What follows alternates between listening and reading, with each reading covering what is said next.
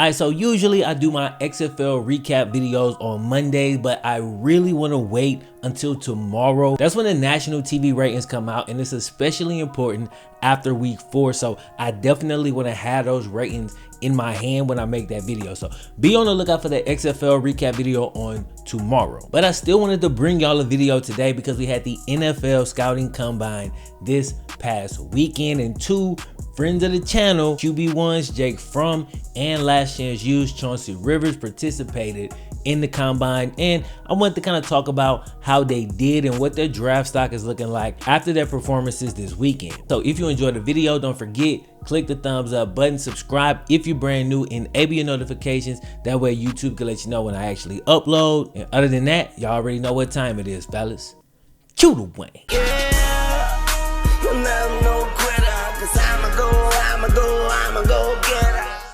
So Last Chance U Season 2's Chauncey Rivers participated in the NFL Combine over the weekend, as he's looking to become the second Last Chance U player to be drafted into the NFL. First player was Dakota Allen last year. Again, to be clear, these are not the only Last Chance U players in the NFL, but they're the only players who were featured on the show and then were drafted into the NFL afterward. Now, Chauncey measured in at 6'2", 262 pounds. He's an edge rusher, but was asked to work out at linebacker as well. With that being said, I definitely think his skill set and his athletic ability are more suited toward defensive end or edge rusher, or whatever you want to call it, in 2020. As far as his numbers, it's nothing that really jumps off the page at you, but they were all definitely solid. He ran a 4.97 in the 40, and he added 20 reps on the bench press. Now, showing you how bad he wanted it, probably the craziest thing that happened during his workout is the man ran out of both of his shoes.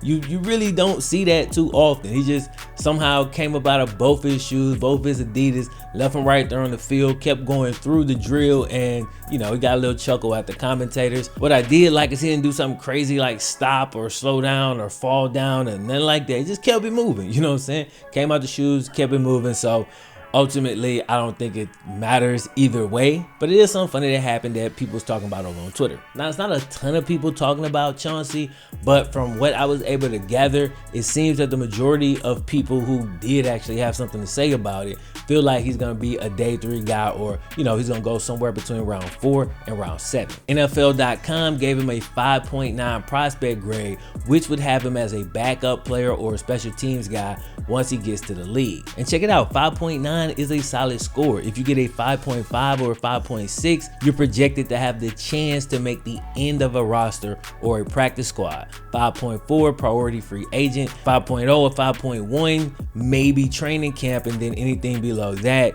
you probably need development, and you're not gonna make it into the NFL, basically. So again, while Chauncey's grade isn't through the roof, it's actually looking pretty good as far as him landing on an NFL roster and getting an opportunity and having a pro football career. So that's love. Here's a quote from an AFC scout. Maturity has been a problem for him in the past. Just doing what he's supposed to do will be key if he makes it in the league. We all familiar with that. We know that's how he ended up on Last Chance U in the first place, but the next part of the quote I feel is the most important and the most relevant for, you know, Chauncey going forward. He says he has enough talent to be drafted.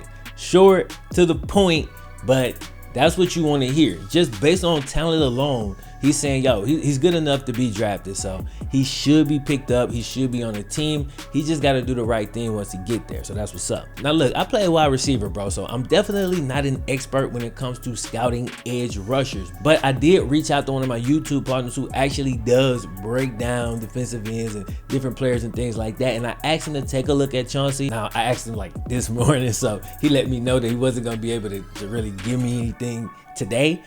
But whenever he does hit me with some information, I'll drop that over on Twitter, just because Chauncey's more of a mid-tier player and there's not a lot of people that's breaking down this stuff and really letting us know what it really is. Like, what is the reality of the situation for Chauncey once he's in the NFL. So make sure y'all follow me over on Twitter. Like I said, once I get that out, I'll pass that information along. Now, next up, I want to talk about QB1 Beyond the Lights, Jake Fromm. While quarterbacks like Justin Herbert seem tailor-made for the NFL Combine, as it highlights all of his best attributes, size, arm strength, etc., QB1's Jake Fromm is the exact opposite. Jake shines much better in a team environment where he can really show his leadership ability, show how cool he can be under pressure, and things like that you really can't measure at a combine. But what the combine is really good at measuring is all the things that Jake Fromm is not good at.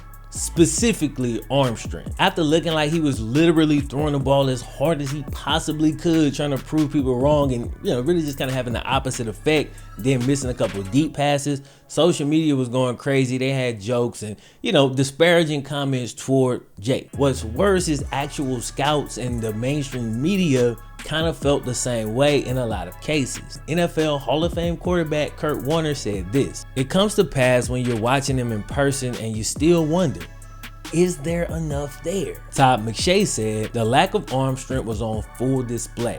I do really love his football intelligence and the way he can throw his receivers open, but he just can't consistently drive the ball downfield. He seemed to be grinding everything out early to get velocity on the ball, and he just wore it down because he naturally doesn't have that arm strength." Like I said, Jake Fromm's not gonna impress anybody when it comes to the underwear Olympics. That just ain't never gonna be his thing. Now, he did show decent athleticism. He ran a 4.89, so that's actually pretty good. He impressed teams in the interviews, as of course we all thought that he would. And despite the absolute beating he took on Twitter, I don't think he did anything at the combine that made teams that liked him before like him any less. You see what I'm saying? I don't think he did anything to move up, but I don't think he did really anything to move down either. I think his stock is probably about intact, probably about right where it was before the combine. When it comes to short and intermediate throws, timing, anticipation, accuracy within his range, he's the type of cat you can trust. He's gonna be a leader in your locker room. He's gonna do everything you ask him to do.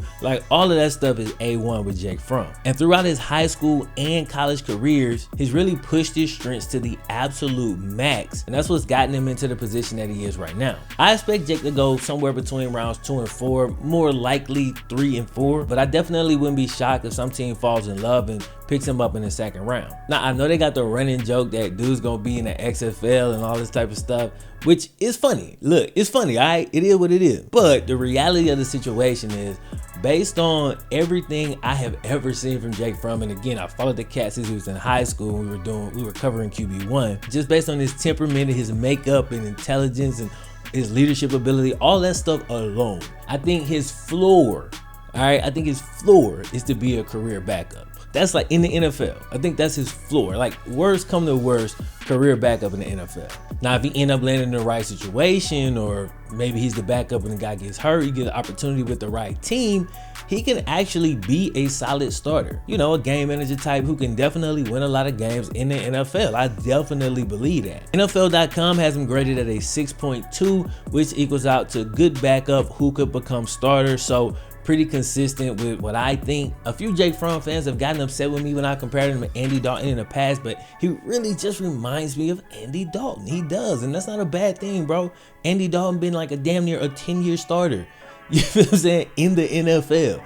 He's got really good overall stats. If you look at him, he had a great career, and it ain't over. You know what I'm saying? Like, he's gonna go somewhere next year, probably to a contending team, and probably have a good season, have an opportunity to maybe go win a playoff game and clean up the one big blemish on his record right now, or on his resume right now. So I don't see that as a bad thing for Jake Fromm at all. I really don't. Anyway, if you know anything about Jake Fromm, once he in the building, dude gonna do everything in his power. He gonna grind it out. He gonna be there every day, and he's gonna give himself the best opportunity to be successful. And if he get the right opportunity, sky is the limit. Either way, I'm definitely wishing him luck. I'm definitely pulling for him to be successful. Y'all hit me up in the comment section. Where do you think Jake Fromm and Chauncey Rivers are gonna get drafted, and how do you see their NFL careers playing out? Let me know in the comment section. I'm gonna let y'all next time. My name is FlemLo Raps. One.